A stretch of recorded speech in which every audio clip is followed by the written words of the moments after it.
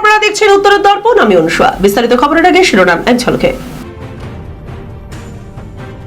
লোকসভা নির্বাচনের প্রচারে শনিবার আসছেন নরেন্দ্র মোদী। শেষ বেলার প্রস্তুতি চলছে কাওয়াখালীতে। নারী দিবসের দিন শহরে মর্মান্তিক ঘটনা, শাশুড়িকে কুপিয়ে খুন করলো জামাই, গুরুতর জখম স্ত্রী। ফের একবার পাহাড়ে গোর্খাল্যান্ডের জিগির তুলল গোর্খাল্যান্ড অ্যাক্টিভিস্ট সমূহ, বিলি করা হলো লিফলেট।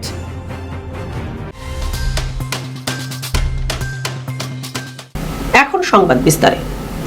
প্রধানমন্ত্রীর সভা চলাকালীন কাওয়াখালীর রাস্তা দিয়ে বন্ধ থাকবে যান চলাচল, থাকবে নো ফ্লাইং জোন।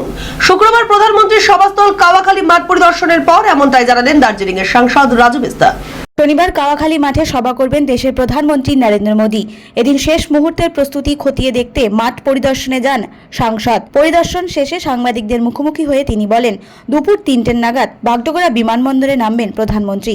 এরপর সড়ক পথে কাওয়াখালীর মাঠে আসবেন। সেখানে প্রায় 4,500 কোটি টাকার একাধিক প্রকল্পের শিলান্যাস করবেন তিনি। তার মধ্যে রয়েছে 8টি রেল প্রকল্প।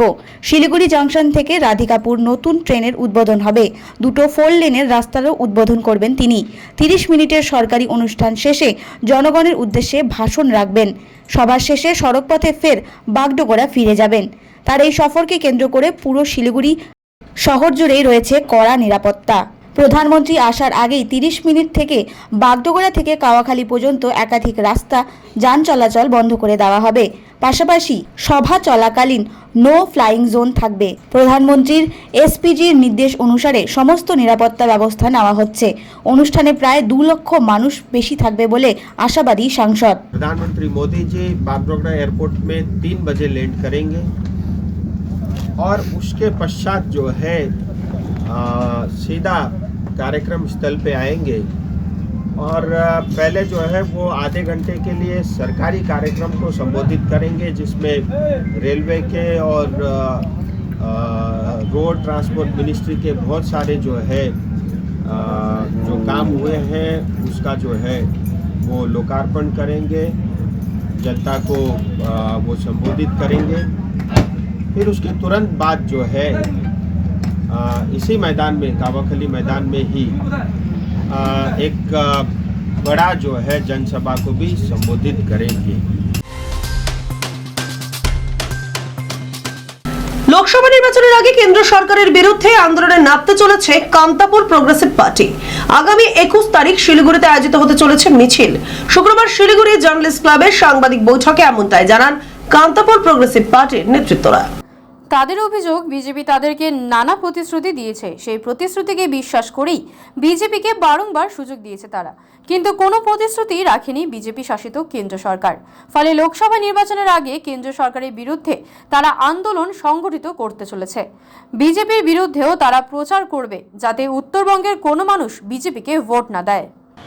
কেন্দ্রীয় সরকার তথা বিজেপি সরকারকে আমরা কিন্তু দীর্ঘদিন থেকে বিশ্বাস করে আসছি এবং তারা আমাদেরকে বিভিন্ন সময়ে 2009 সাল থেকে যশবন্ত সিং থেকে, আলওয়ালিয়াজি থেকে, রাজু বিস্টাজি থেকে সবাইকে আমরা সবার সাথে আমাদের একটা সখ্যতা এবং সরকারের সাথে, কেন্দ্র সরকারের সাথে আমাদের যে একটা বন্ধুত্বপূর্ণ আচরণ ছিল, তারা আমাদের যে প্রতিশ্রুতিগুলো দিয়েছিল সেই প্রতিশ্রুতিগুলো একটাও পালন করেনি।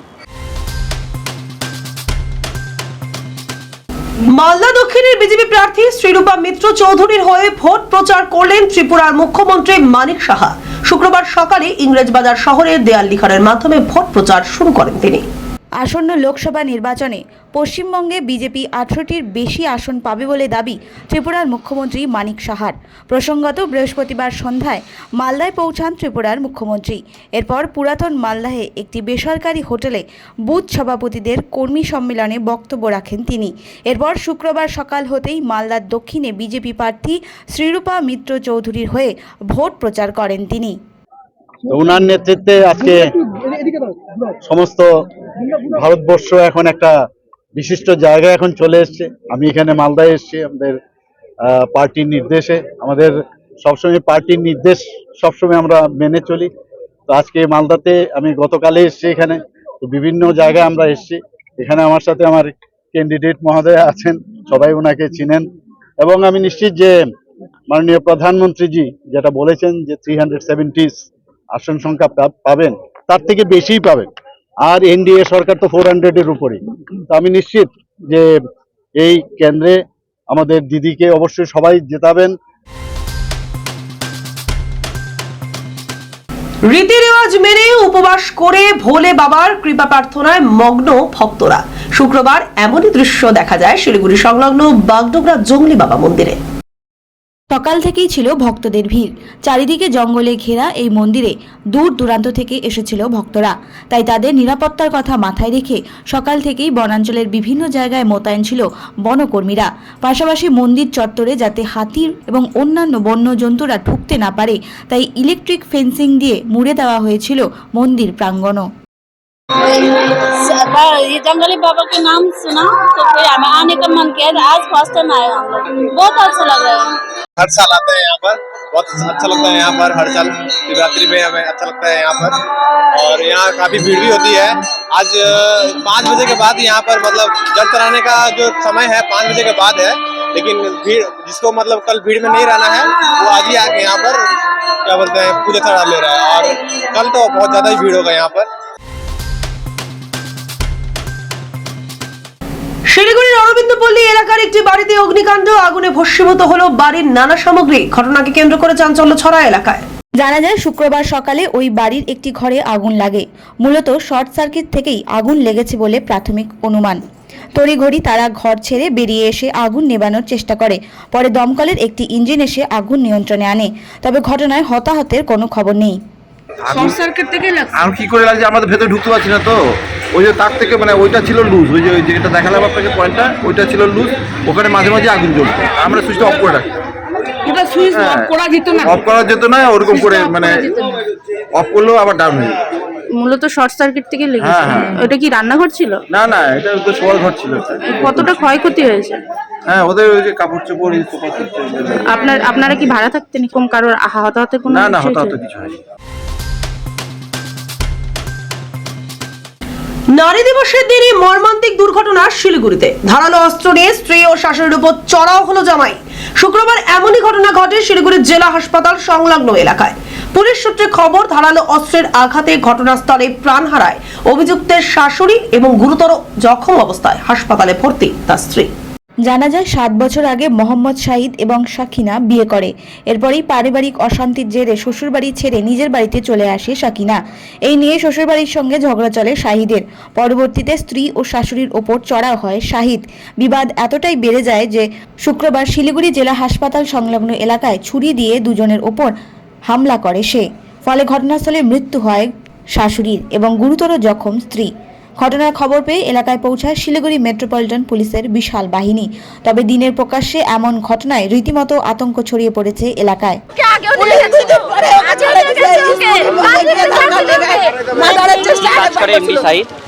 এমডি শাহিদ আছে, পেপসি কোম্পানিতে কাজ করে। মেয়ের নাম সকিনা খাতুন। সকিনা খাতুন। মেয়ের মার নাম রুকসানা খাতুন।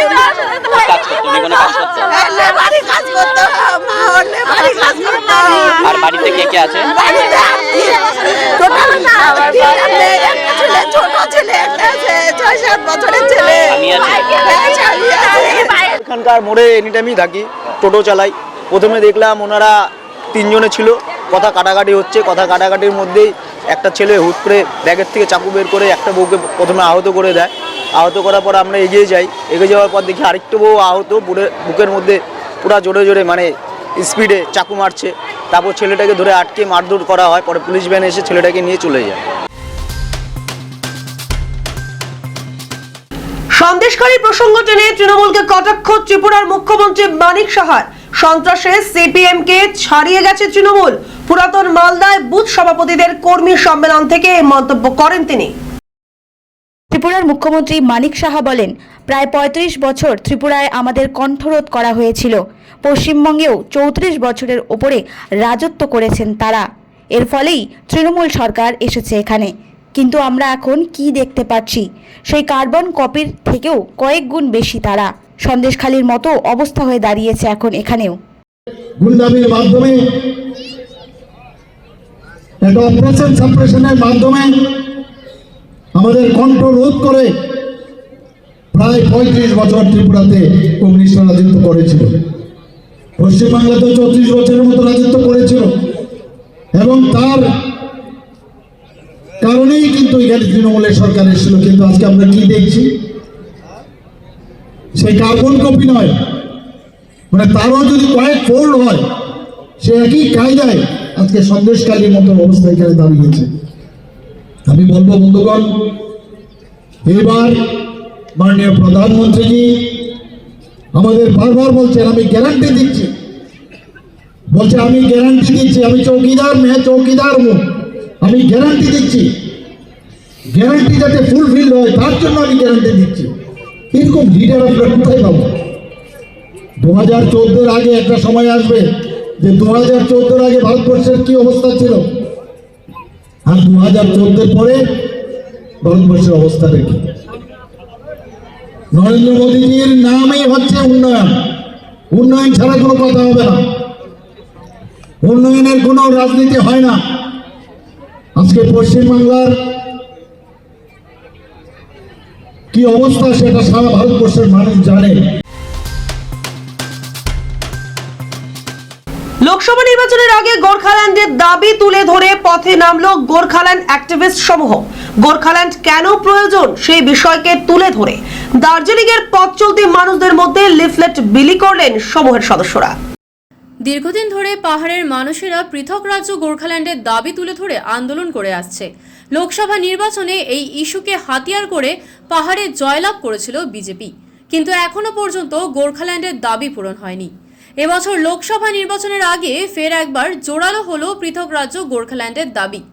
গোর্খাল্যান্ড কেন প্রয়োজন, কেন এতদিন পর্যন্ত আন্দোলন করেও কোনো সমস্যার সমাধান হয়নি ও আগামীতে গোর্খাল্যান্ড পাওয়ার জন্য কি কি করা প্রয়োজন রয়েছে সেই সমস্ত বিষয়ে তুলে ধরে লিফলেট বিলি করা শুরু করেছে গোর্খাল্যান্ড অ্যাক্টিভিস্ট সমূহ।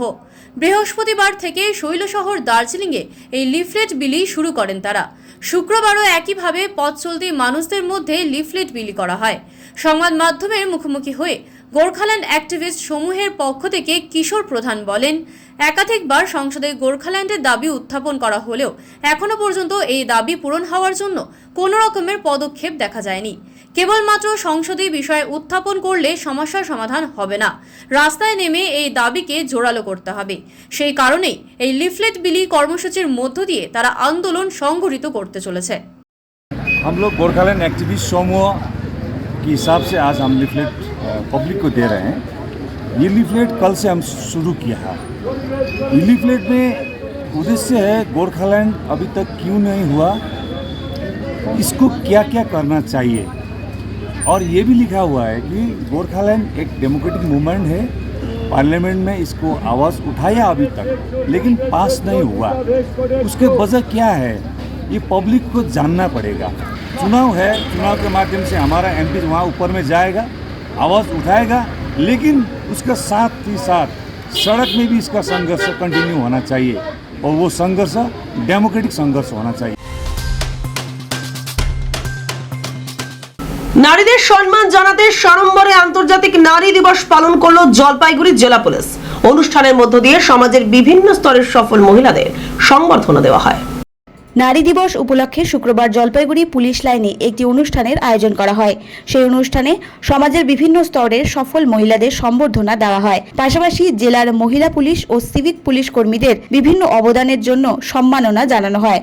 অনুষ্ঠানে উপস্থিত ছিলেন জেলা শাসক শামা পারভিন, পুলিশ সুপার উমেশ খন্ডবাহালে সহ অন্যান্যরা।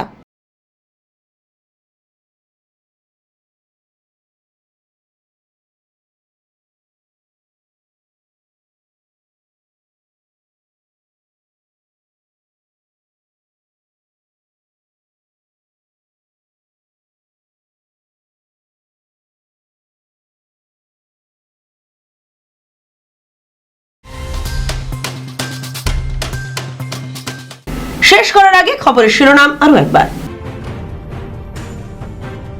লোকসভা নির্বাচনের প্রচারে শনিবার আসছেন নরেন্দ্র মোদী। শেষ বেলার প্রস্তুতি চলছে কাওয়াখালীতে।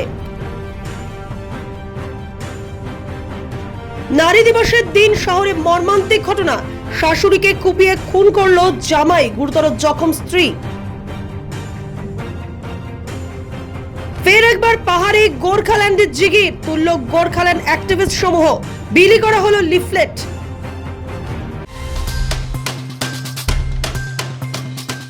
এখনকার মতো এ পর্যন্তই। দেখতে থাকুন উত্তর দর্পণ, সঙ্গে থাকুন, ভরসা রাখুন।